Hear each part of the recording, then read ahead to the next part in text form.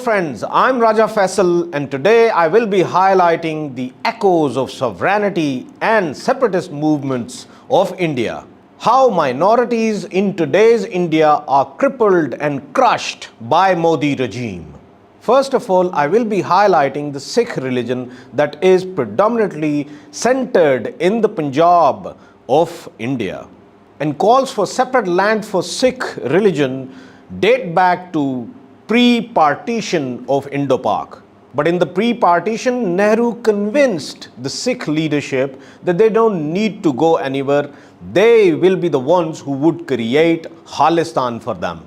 And in that context, they actually promised Sikhs that the Sikh area would be autonomous area and Punjab would be kept autonomous and they will be having their own autonomy and sovereignty in there, which turned out to be entirely a joke. Even in today's Constitution of India, Sikhs are not considered as different from Hindus. They are taken as a branch of Hindus. They don't have a separate recognition in India. Though the echoes for separation date back to way before partition, but Shrimani Akali Dal got activated after the partition. And if we take the example of Jarnail Singh Bhindranwala, he was pivotal. His actions were pivotal when India bombarded him at Golden Temple. And we all know that at Golden Temple, Indian military conducted on the orders of Indira Gandhi a genocide. Golden Temple was violated. Sikhs were butchered at Golden Temple. The Golden Temple massacre took place in 1984, and we all know how after that, two of the personal guards of Indira Gandhi murdered her. And then on the streets of Delhi, on the streets of Punjab, in all over India, there was a massacre that was conducted at the hands of Hindutva ideology, at the hands of hardliner Hindutva ideology. What they did was daylight butchery. Sikhs in India, they were lynched by Hindutva ideology. That forced many of Indian Sikhs fleeing from India, and they settled in the Western countries, especially America and Canada. And we all know that the calls for freedom, they never ended. Khalistan movement is at full swing. Very recently, Khalistan referendums were conducted by influential Sikh leadership who seek Khalistan. And we all know that in Western capitals, it was a huge success. Now I'll take you towards the Muslims of India. First of all, if we talk about Kashmir, they have never ever accepted the Indian illegal rule over them. So we can never call them as an Indian Muslim. They are Kashmiri Muslims. Today's India is forcefully occupying Indian illegally occupied Jammu and Kashmir.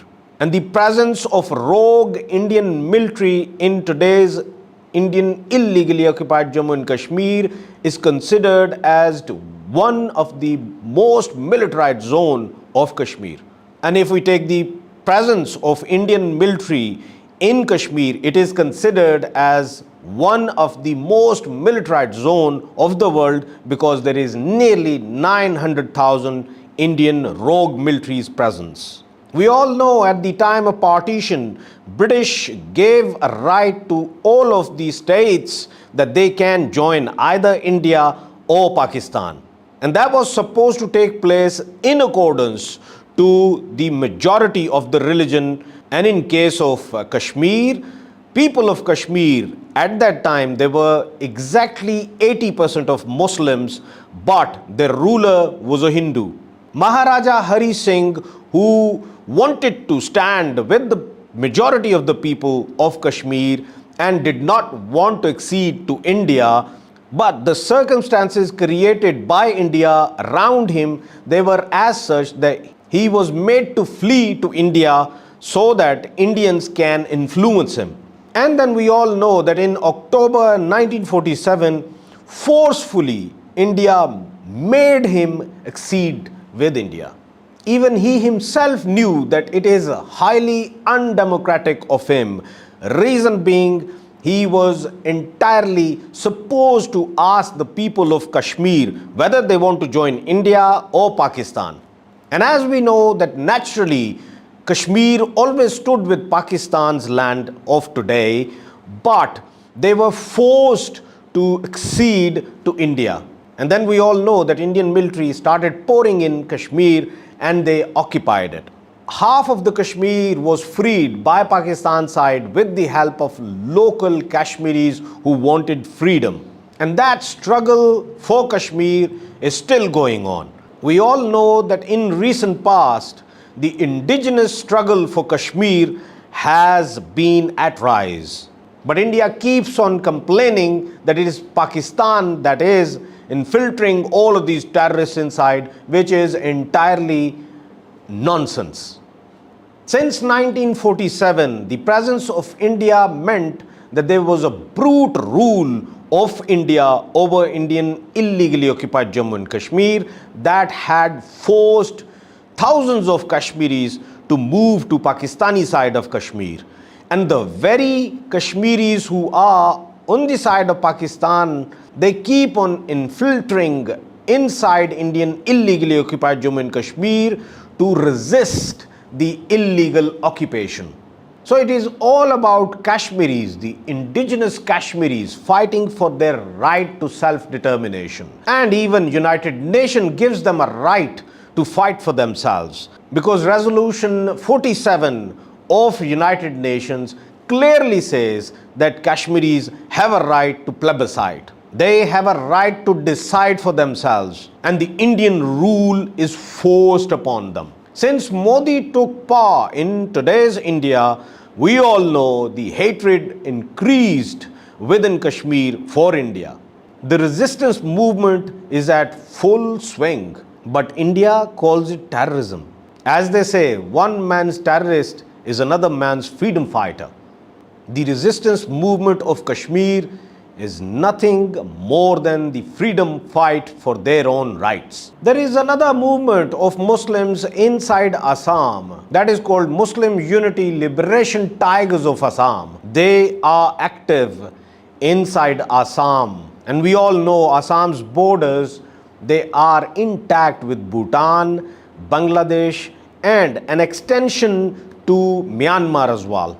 And this is the reason that this separatist movement is very successful as well, as Assam's insurgency in any way is uncontrollable for India.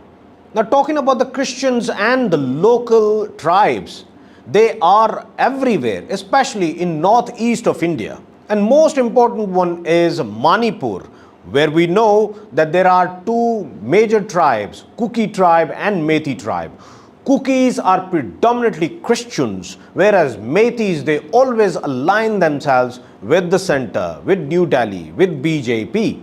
And we all know in recent times, whatever was happening in Manipur against the Christians, that is all over social media. We know the social media was banned. We know the internet was banned in Manipur for more than 3 months for certain reasons. And you must have seen the videos, the kind of videos which were coming out from Manipur, in which Kuki tribes females, they were paraded naked on the roads by the Methis. And that insurgency is still going on. Kuki people are still fighting for their right to freedom. Same is the case with the Nagaland. Same is the case with Naxalites. All of these, they have major presence of Christianity, and they are fighting for their own rights. And these Christians, they are aligned with the tribes, the local tribes, and that is still a problem for India. One wonders what are the reasons behind it. Well, all of the reasons are related to bigotry of today's India. And today's India is being run by Hindutva ideology. And that Hindutva ideology believes that none others have any right to call India as their own. The only people who have every right to rule over today's India is Hindutva ideology. Be it Citizens Amendment Act or Article 370 and 35A getting abrogated, it is all showing one thing to Muslims: we hate you. And this is what the mantra that is being highlighted by today's Hindutva ideology. Today's Indian constitution keeps on highlighting any law that is against the Muslims. Be it Babri Masjid or be it Makki Masjid, every single where you would find that there is inbuilt hatred towards Islam. And that hatred is so much so that in 2002, when genocide in Gujarat took place, under the supervision of today's Modi, Muslims getting butchered and nothing happens. And the only reason behind CM Modi becoming PM Modi of India is that he hates Islam. He hates the existence of Muslims in India. Here, important note is that Modi is known for being someone who hates Islam and someone who hates Muslims. We shouldn't be forgetting whatever happened in Gujarat, in the Gujarat riots. Innocent Muslims of India in Gujarat, they were butchered at the hands of Hindutva ideology. And these are the very people who were Modi's voters. And Modi doctored this genocide. Modi happened to be Chief Minister of Gujarat at that time. And we all know that this title, the Butcher of Gujarat, was not given by Pakistan. It was labeled to Modi by the Western media. And these were the reasons for which Modi was banned to enter in US. One wonders how India is being ruled today by Modi. Someone who, as a CM, was considered Butcher of Gujarat, is now Prime Minister of India since more than 10 years. And if this kind of man who is Prime Minister, then hatred would be deep-rooted in today's Indian society. That is why we are seeing that minorities in India, be they Muslims, Christians or Sikhs, not happy at all. And this is the very reason that they are seeking freedom. Time is not far when balkanization of India will be a reality. That's it for today. Friends, subscribe the channel. Do take care of yourself.